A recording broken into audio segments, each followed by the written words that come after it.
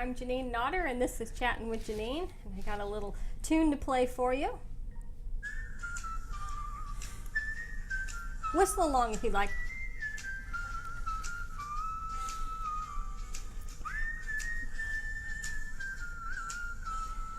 So I wanted you to hear that to see if it reminds you of someone, like maybe another show on Merrimack TV.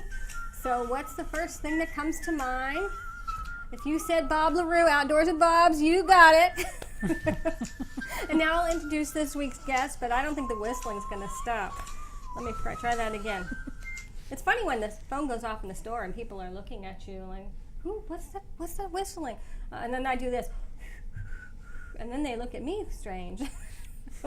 And my guest this week is Merrimack resident Mary Bacon. Welcome, Mary. Welcome, thanks. I had to turn the phone down, so I'm like, keep getting lost here. It's like, okay, there we go. Press the button to go down, but it's not working, so it may go off. Hopefully it won't. So, Mary, you are from Balanced Bliss Life Coaching. Yes. All right. For 10 years, I was a fitness professional, and every year we would have these all day long work sessions where we'd have classes where we'd learn the latest fitness buzzwords or anything that's new in the world of fitness, and there'd be seminars on exercise physiology, just stuff to enhance our knowledge of the field. And there was a life coach there one day.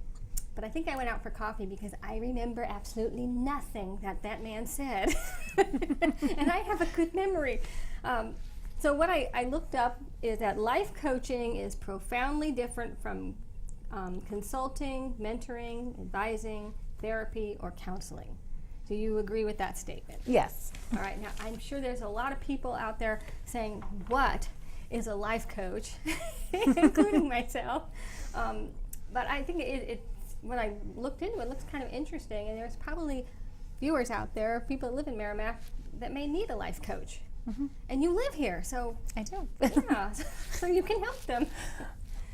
So, is it like feeling like you're stuck in a rut? Is that the first sign that you might need one? It can be. There's life coaches for quite a lot of specialty areas, and I'm Balanced Bliss. I help people whose life is out of balance. I work with stress management, time management, green living, and eating psychology. There are life coaches that will help people with a home-based business. There are life coaches that work with fitness goals, and specifically almost any problem, you name it? There are life coaches out there to help you learn how to coupon better. And budget. I'd be interested in that one. Yes. So there really is a life coach for almost every little niche out there. What do you cater to? What's your specialty? Well, I've been a nurse practitioner since 1997. So health is actually my passion. And life coaches, it's very different from therapy, where if you are very sick, you see your healthcare provider. And if you're healthy and you just want to be healthier, that's where I step in, and I help people who don't have a particular illness but want to have more energy or want to achieve a higher level of health or improve their memory, things like that. So to improve their memory, would you suggest something like blueberry? I was looking at supplements this weekend, and there was to improve memory. There was some drops of mostly blueberry. Mm-hmm. We'll call it bilberry, which is the same thing, but European. Blueberries are actually very good for the brain. Ginkgo biloba is a supplement that's very good for improving circulation to the brain. Things like stress management. People don't always realize just how much stress affects your memory. Sleeping, getting enough sleep helps your memory quite a bit.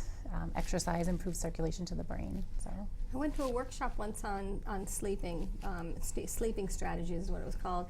And it wasn't so much the hours of sleep, but when you sleep that was most important, according to this workshop I went to. Mm-hmm. And this doctor said between the hours of 10 p.m. and I think it was 4 a.m., those are the most important hours to be asleep. And how many people are actually asleep by 10 p.m.? There is some science behind this. People who work the night shift never get the quality sleep during the day that people who sleep at night do enjoy. And it has to do with diurnal body rhythms and the time of day that your melatonin levels peak in the brain. Oh, all right. So you want to be asleep when they're supposed to be peaking. I was thinking it had to just do with nature and the moon. You know, the sun goes down, moon comes out, and go to sleep. Well, that is actually very much true. When the sun goes down, when the sun comes out and you're exposed to bright light, your brain, in response to sunshine, lets serotonin in, which wakes you up, makes you feel good. And it actually is almost, to oversimplify it, is magnetically opposite of melatonin, which in response to the darkness gets allowed into your brain and helps you sleep. Well, that's really interesting. I'm also, do you remember the ice storm of '08? Were you here in '08? Oh, when yeah. We had the ice storm? Okay. When the neighborhood was completely black, I never slept better in all my life. I never slept better than those dark days when there was no light. There wasn't the little light from the fire alarm, my alarm clock. There was nothing. Those were good days. And that's actually where a lot of what I teach people does come from, is people don't realize just how much light will keep you awake. So surfing the internet before bed, not conducive to great sleep. What about reading? Things like reading always makes me sleepy. Reading can be good for sleep, as long as it's not a backlit LCD device like an iPad or a Kindle Fire, because of the backlighting. Oh, yeah. See, I wouldn't have even thought of that. Regular I devices. Read books. I'm very old-fashioned. Yeah. I read books. Yeah, actual books are actually it's quite a relaxing, as long as it's not like a new novel that you can't put down. But I usually teach people, if they're the kind of person that really gets into a book and can't put it down, to read magazines at night, because you can finish the story and put it down and go to bed. And regular Kindles are fine. It's the backlit ones, and not everybody has a problem with it, but holding it further away from your eyes, things like that do help. That's really interesting. I knew you'd be a good guest. Thanks. So what made you, well, you said you were a nurse, and that just kind of rolled into interest in life coaching. I never even knew that life coaching existed. I worked in a nursing home at the age of 17, and then I became a nurse and became a nurse practitioner, so health has always been my passion. I first heard about life coaching from Jack Canfield. He's author of Chicken Soup for the Soul. Oh, okay, yep, I know. And I actually sell party light gifts, and they hired him as a speaker one year for our national conference. And so he talked about hiring a coach, and I looked into it and thought, wow, this is a really cool profession. And I didn't do much with that. And then at one point, I was going through a time in my life when I really needed some help. And I hired a life coach, and she was absolutely fabulous and just really inspired me. And how many times have you ever said, if I could just get someone to go through my pantry with me and tell me what to get rid of, or if I could just get someone to go grocery shopping with me. So I do coach people over the phone, through Skype, wherever you are, we can work something out. But for local people, I certainly can do that and go shopping with you and help you, learn to read labels, how to pick out what's good to stock up on in your pantry, and how to set your kitchen up so that, the healthy snacks are out there and available and visible. Well, that's good. I'm impressed with that. There was a lady in the store recently that, poor thing, she had like 4 or 5 different loaves of bread, and she was in a wheelchair, and she trying to decide which one to buy, and I just came along and saw the brand I wanted and grabbed it. And she went, "Why did you pick that one?" I said, "This is the only one that doesn't have soy in it, and I can't have soy." Because I don't know, I think I read that it's not good for your thyroid. So I don't want to take any chances. I won't take, and it gives me a stomachache anyway. So she dropped the bread. I don't know what she did, what she finally decided, but she could use a life coach. How about paper management? That's my biggest problem, is paper. I need to file, and I have to just set aside several days and get my office organized, because I still have all the bills and stuff that are paid that are stacked up, and I need to do something with them. Actually, I had a very similar problem with that, and I love my Neat Desk Scanner, best investment ever. That's where you Xerox or whatever the you receipts. you scan it in. It knows it automatically. If it's a grocery store receipt, it automatically knows that. And if you're using Quicken to track your expenses, it will actually learn to recognize which debit card, or if you used cash, like which account to apply it to when you export to Quicken. So it's a fabulous budgeting tool for people who just you buy coffee at Dunkin' Donuts, you don't write it down, you bring the receipt home, you scan it in, and it will quicken where you spent your money. And it actually will learn the categories too that you use. So if you put Dunkin' Donuts under dining out repeatedly, it will always automatically pick that. So it's very cool. But you can scan and categorize just about anything under the sun, and it will turn anything into a PDF if you ask it to. It comes with the software. So after you pay the water bill, you scan it, and then you can. Yep, I scan and mostly shred everything else. Yeah. Which is wonderful because it would take me days to go find something like an old water bill. Like where would I start to look for that? But the machine's only good as long as there's electricity. I always think about, what if the electricity goes out? Well, where I live, we just have to have generators. Yeah. During the ice storm, you open the door and that's all you hear is I'm on the smallest. I think I'm on the smallest grid in the city, so you're with no street lights. Oh. Nobody's on life support. We just get our power back last, so we're just used to it there. Yeah, well, I live in an area, we always got our electricity back first, but except during 2008, they just came and they just clipped the electricity to my neighborhood, and so we went, it was awful, like everybody else. It was awful. Yeah, but the thing with the Neat Desk is, if it's dark and you're living by candlelight, you're probably not bothered by the clutter as much anyway. So what is the name of that? Neat Desk. Neat Desk. Yeah. I want a neat desk. All right. We get really, I'm also a state representative, so in the winter we're really busy. I don't have time for anything. I just read legislation. That's it. Oh, and nothing else. So you can scan business cards and it will put them into your Outlook contact list. Yeah, that would be good. If you use, I think it's Outlook or for contact management, it'll actually put it right into your contact list from a business card. And there's actually a mobile app, so if you go out to a business lunch with somebody, you just take a picture of the receipt and it'll file it for you. So I don't even bring some of that stuff home anymore. Do you have like an office here in Merrimack, or I have it's a home-based office. I mostly coach over the phone, but if people need something, we can meet. You do house calls?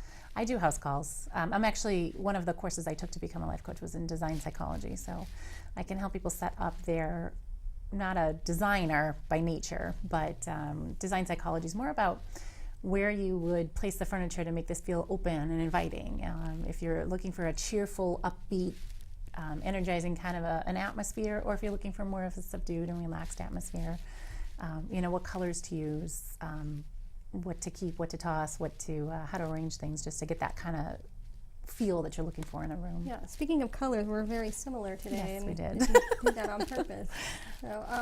So the colors, do some colors make people feel happy, some colors make people depressed? Do you know about the science behind that, the colors? Yes. For example, if you've ever noticed, McDonald's, Burger King, Wendy's, In-N-Out, Sonic, they all have a red and yellow theme. Yellow is a bright, cheerful color. It makes people happy, but it is somewhat irritating. People don't want to stay there very long. And red can get out. Basically. And red increases the appetite. So red is a very popular pop-up color. Taper candles for your dinner table would be a great color for those. And if you notice, a lot of the fancier restaurants do use red. If you go out to eat, you'll look around and they use a lot of red tablecloths and red candles and red in their decor without the yellow, because those places want you to stay and order dessert. Whereas have another martini. Yeah, and have another martini. Whereas the fast food restaurants want you to eat a lot and leave and make room for the next customer. So there's like a whole lot of science behind this where companies are using it. The greens are very relaxing. The blues are very relaxing. Yellow, I would recommend yellow for kitchens and bathrooms. Not the kind of room where you want to hang out all day, but when you're getting ready for work in your bathroom and you're doing your hair and makeup, you want to be kind of energized a little bit. Browns? Browns are neutrals. They go with everything. So a lot of people use, the hardwood floor is brown, and certainly wood goes with everything. In nature, you will see, the trees are brown, the leaves are green. So brown definitely goes with everything. Most colors are found in nature somewhere. I used to have a sunflower kitchen, and I never really liked the sunflower, but it was the only one that we could both agree on for our kitchen. But I ripped it all down and I put up Tuscany, so it's got a brown base, and I love it. It's like old brick, but it's a And it's not dark. I thought it was going to make the kitchen dark if I didn't have a bright color, but it doesn't. Right, and brown's great for like your furniture, using wood, the hardwood floors, things like that. So, so people do tend to have a lot of brown, and you can purchase certainly brown furniture and things like that. And it usually goes with a nice pop up of either greens, blue, and like blue's the new greens, neutral with browns. So. All right, people who are scared, unhappy, or I went through a list, 8 reasons why you need a life coach. You're stuck, you're lost, you're unhappy, you're happy, like overly happy all the time. You just got out of a relationship, you're comfortable, so creature of habit.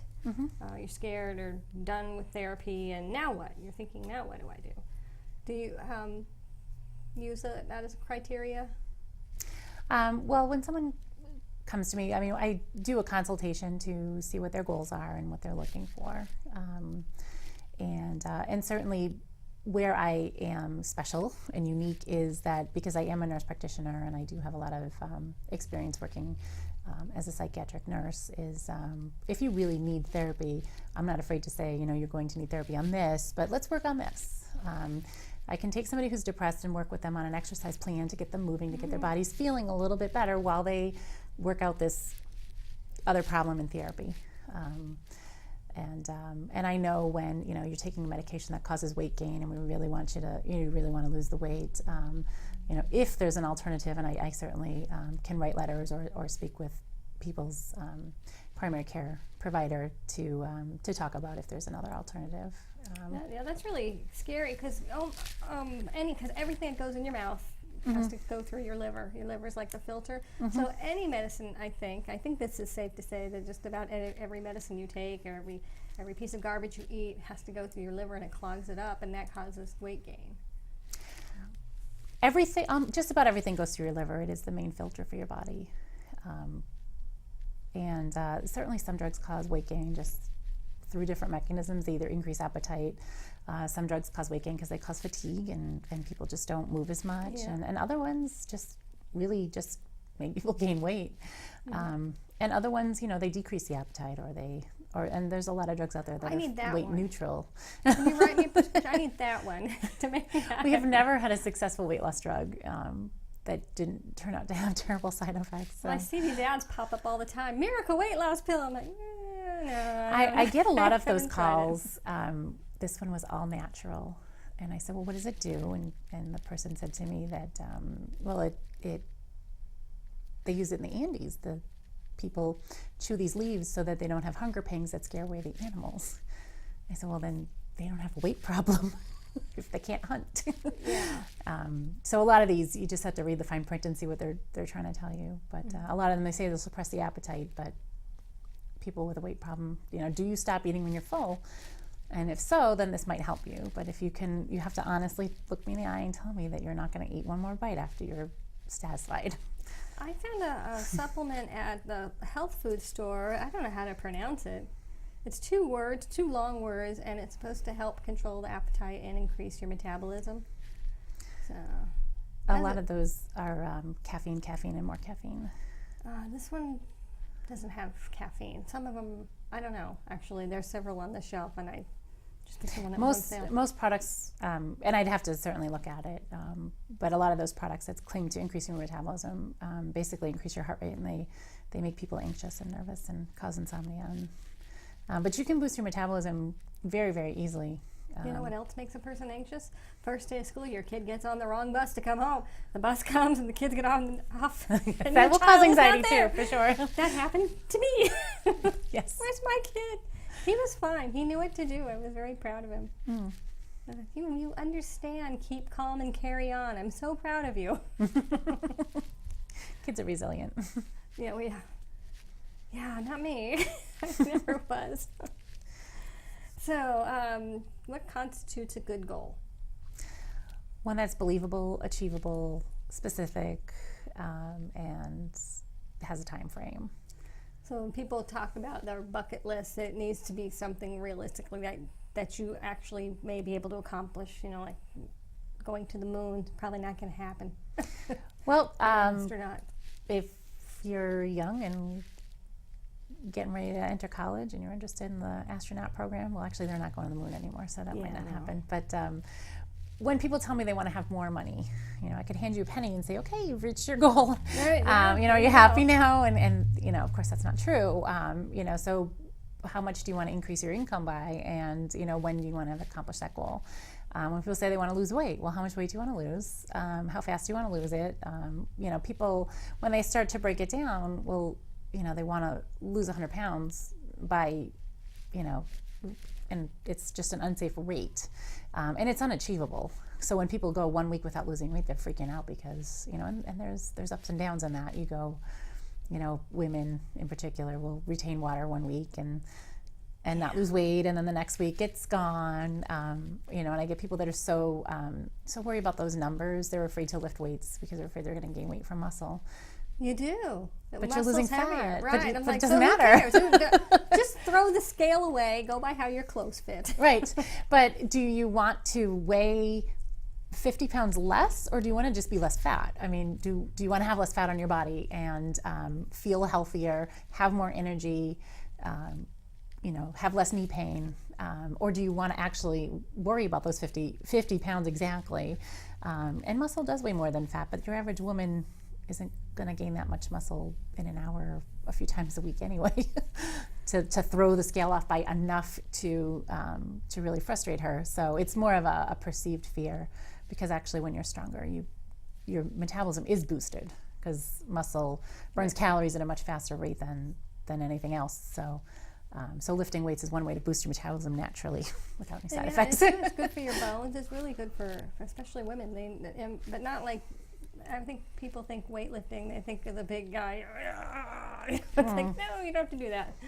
And I met someone actually at the gym who is a model for sports equipment, but she's there probably 4 hours several times a week. I don't think the casual person who does some cardio and some weights is ever gonna have to worry about looking like that. And she was beautiful. I think some of the makeup tricks and things that they do for these photo shoots to make the muscles appear more prominent, and people don't look like that in real life. Yeah, when I was a fitness professional, our group, several of them were models for Reebok, and then they stretched one girl's body. They put her on the cover, and they stretched her, make her look longer and leaner. And then my best friend, she got a whole 2 pages all to herself. So yeah, they do. Real models look more human than you think. Yes. So I have a daughter in her 20s. She was watching some show, Housewives or whatever. Like, it's a whole row of these women, most of them blonde. I'm like, they look so fake. I went, I told her, I said, real women don't look like that.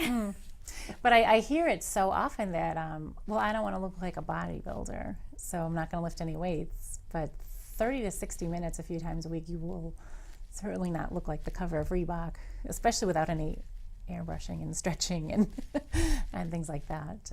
But you will feel stronger and healthier and have more energy and stronger bones, and the benefits are immense. And what we used to tell the people that would take our classes at the gym, when you first get started, you might not notice anything on the outside, but on the inside, the changes are astronomical. So. Yes, definitely. So they stick with it, and it was always awesome when you'd see somebody they're new and they're just trying so hard. It's like, good job, because here this is something that they've never done before, and everyone around them has been there a lot longer, and they know the steps and they know what to do. And I just think it's awesome when you see somebody that they persevere and then they get better at it. And that was always so awesome to see. And that I miss. That's what I miss about teaching. Yeah. Exercise. So, but I don't think I'd go back to it. Well, that's what I love about coaching is that ability to take someone who really wants to make some changes and really wants to achieve a higher level of energy and peace and really see them make those changes and experience those results. So do you have a website?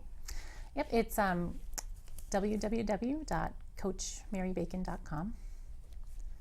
And there's information there about my programs, and I have a free call coming up in September where people can get it's like a free sample. All right. CoachMaryBacon.com. Mhm. All right, and you're local, and this show is just for Merrimack, so. Mhm. So that's interesting. And we have about a minute and a half left. Anything you'd like to add?